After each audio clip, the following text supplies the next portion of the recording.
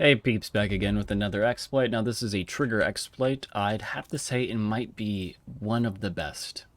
Now, it's a strong contender towards the Bloodlust, but this this might beat it by how cheap it is. So, it relies on the Holocube. We then give the Holocube Masquerade. Now the interesting thing about this is that the Masquerade kind of affects a region outside of the Holocube itself.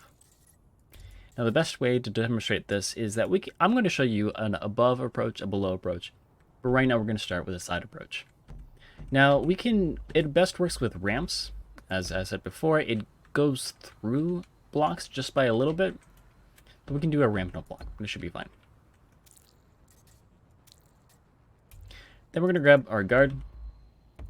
Now when you path, you're going to have to touch about the closest region it is to the Holocube, and you should hear a shimmering sound that tells you it's working. So we're going to do this. I'm going to touch this, and we're going to go towards our path where we believe that the raider is going to be located. Now already, you can see the guard stopped. That tells you that's working. But let's just test it. So we see the guard stopped. Now they'll activate. Now, the great thing about this is that we could probably add additional traps onto it so that it seems a little bit less obvious what we're doing. We could probably do the classic holocube with the spike at the bottom trap. So what we do is or just on the side, either or it works. So let's pull that up.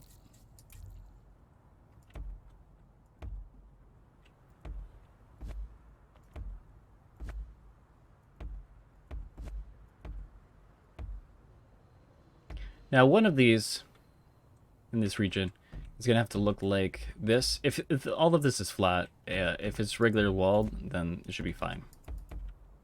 But if it is flat, like you're building, you're probably going to have to do this as a block. And then you're going to reverse this and do this. Not the other way. There. So if you want it flat like this, that's how you're going to build this. Then you take your Warmonger, pop him here. There should be a shimmer sound while he tries to touch it. And then we could do the classic setup with the annoying spikes. There you go. And then we give this Masquerade.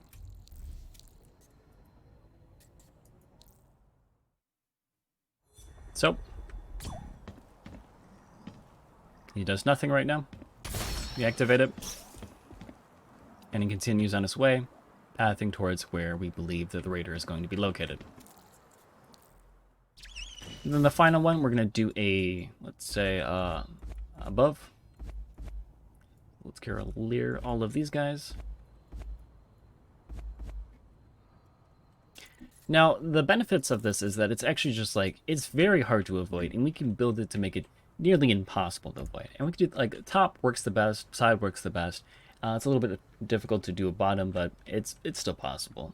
The best way to represent that is that, let's say we do, let's go to our top.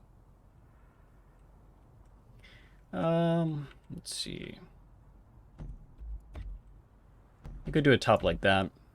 Would work because the Holocube is going through, and we're having our guy drop down. This technically would work. This is another side one that's technically a top slash side. But typical top you're probably going to see is, again, we're relying on that ramp slash Holocube thing. And create this.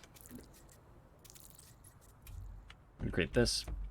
And let's say we're forcing our player to walk in this direction. Because maybe the Gen Mad's located over there. So they're going to activate this no matter what. It doesn't matter. Then we're going to pop down our guard. And then let's assume that there's some sneaky location where our guard can exit and then come around and attack the raider from his behind. So pop that over there. Let's say this is the sneaky route. Then we add our masquerade and the top. So there should be, you know, if this wasn't, of course, clear glass, there should be no way that the raider has any idea that we're doing this.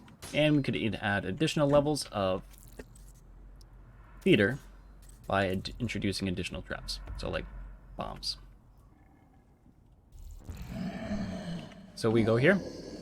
We should hear a shimmer sound. We rock around and we sneak attack.